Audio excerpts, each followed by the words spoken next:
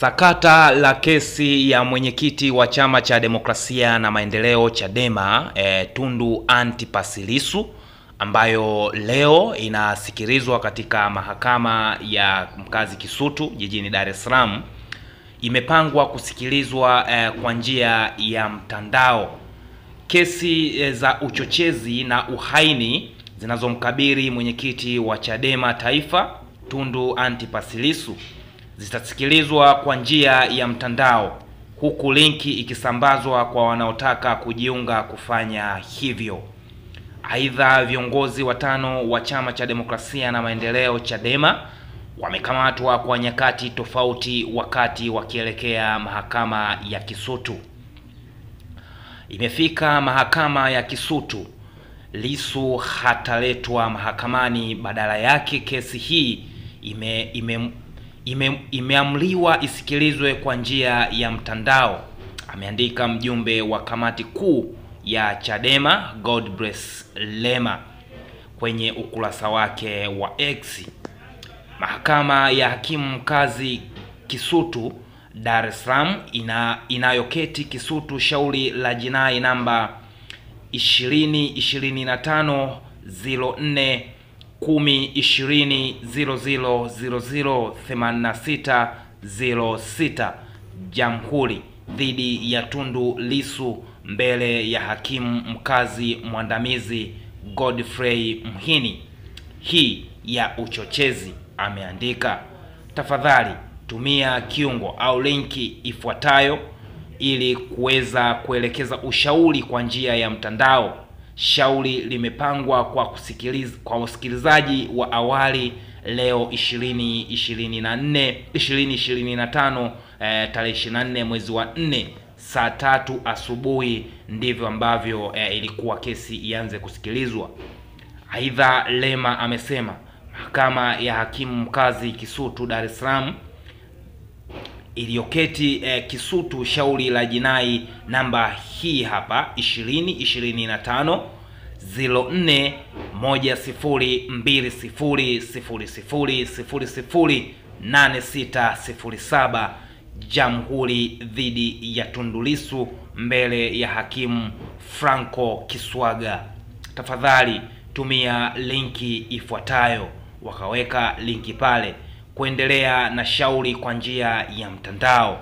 Shauri limepangwa kwa kutajwa leo tarehe 24 mwezi wa 4 2025, muda ni saa 5 asubuhi. Hii ni ya uhaini, iliandikwa. Lakini wakati hayo yote yakiwa yanaendelea, nilikuwa nataka tu nikulete huku ambako ndo natakiwa nikupe hii taarifa. Ni kwamba hiyo kesi ilikuwa imepangwa kusikilizwa kwa njia ya mtandao, lakini tunaarifiwa kwamba Lissu amegoma kesi kusikilizwa kwa njia ya mtandao. Viongozi wa Chadema pia wamekamatwa na mwandishi wetu. Kesi inayomkabili mwenyekiti wa Chama cha Demokrasia na Maendeleo Chadema Tundu Lissu amegoma kusikilizwa kwa njia ya mtandao. Ulinzi mkali umeimarishwa katika maeneo mbalimbali jijini Dar es Salaam, hususan katika eneo la mahakama ya hakimu mkazi Kisutu kufuatia kusikilizwa kwa kesi inayomkabili Tundu Lissu. Waandishi wa habari na wafuasi wa Chadema wamezuiwa kusogea karibu na jengo la mahakama. Kwa mujibu wa taarifa kutoka Chadema, baadhi ya viongozi wa chama hicho waliokuwa wakielekea kusikiliza kesi hiyo wamekamatwa, akiwemo makamu mwenyekiti John Heche na katibu mkuu John Mnyika. Jeshi la polisi limeendelea kutoa onyo kwa wanachama wa Chadema nchini kote, likiwataka kuepuka mikusanyiko isiyo rasmi. Sababu za kugoma.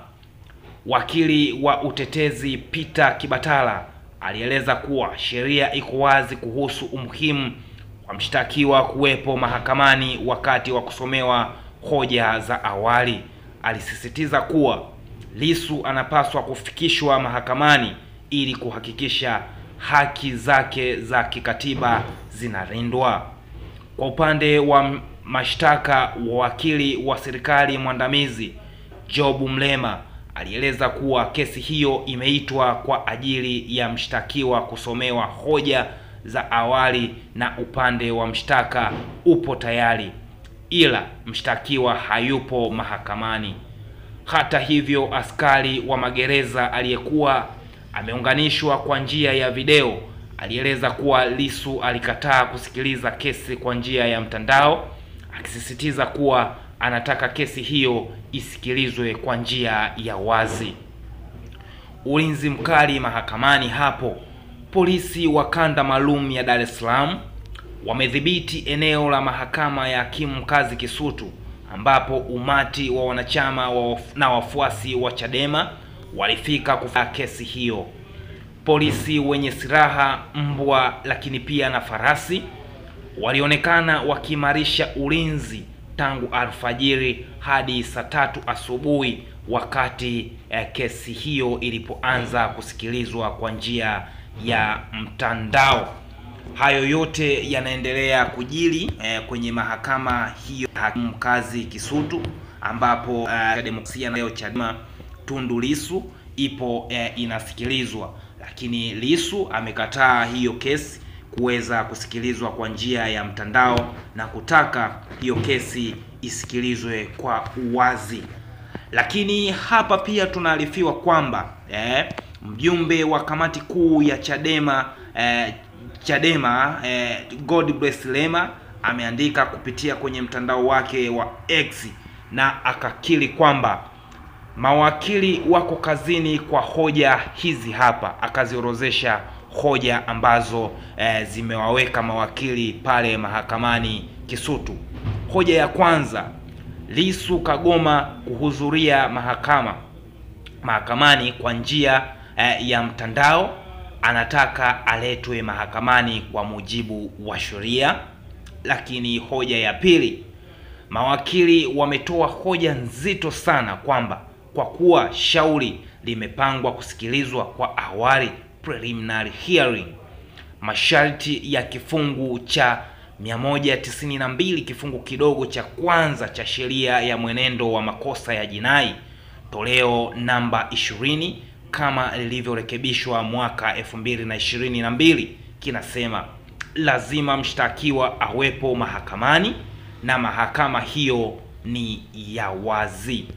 Pia masharti ya kifungu cha 186 kifungu kidogo cha kwanza kinasema mahakama ni ya wazi na umma utaruhusiwa.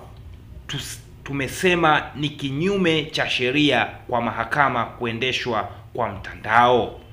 Lakini sharti la tatu, mawakili wameomba Lissu apewe haki zake zote za kuonana na mawakili wake. Pia mawakili wameomba mkuu wa gereza la Ukonga aitwe na kutoa maelezo kwa nini mawakili na ndugu hawaruhusiwi kumwona Lissu free. Hoja ya 4, mawakili wamehoji mahakama ni lini na kwa namna gani mahakama iliamua yenyewe kwamba kesi iendeshwe kwa mtandao, ilimshirikisha nani na ilikaa na nani. Lakini hoja ya mwisho ya 5, mawakili wamehoji kwa nini ndugu au jamaa lakini pia marafiki wa Lissu wamepigwa marufuku na kukamatwa lakini pia kuwa harassed na mapolisi. Je, mahakama imeshiriki kuzuia watu kinyume na sheria au ni yeye imeomba msaada au ni yenyewe imeomba msaada kwa polisi?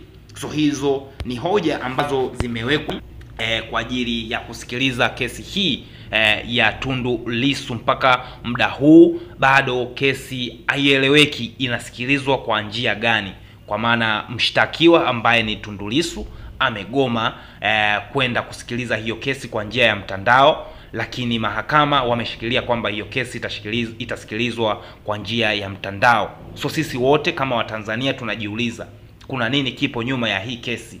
Mbona ni kesi ambayo kama inaendeshwa na upande mmoja tu? Kwa sababu kama mshtakiwa ambaye pia ni mojawapo ya mtu ambaye naye anastahili kupewa kupewa taratibu, lakini pia na kila kitu ambacho kinaendelea kwenye hiyo kesi, yeye bado hana huo au hana hizo taarifa. So ni kesi ambayo inaonekana ina mambo mengi sana nyuma yake. So tuendelee kusubiri tuone ni nini ambacho kitatokea au kitaendelea kwenye hii kesi ambayo inamkabili Tundu Antipas Lissu.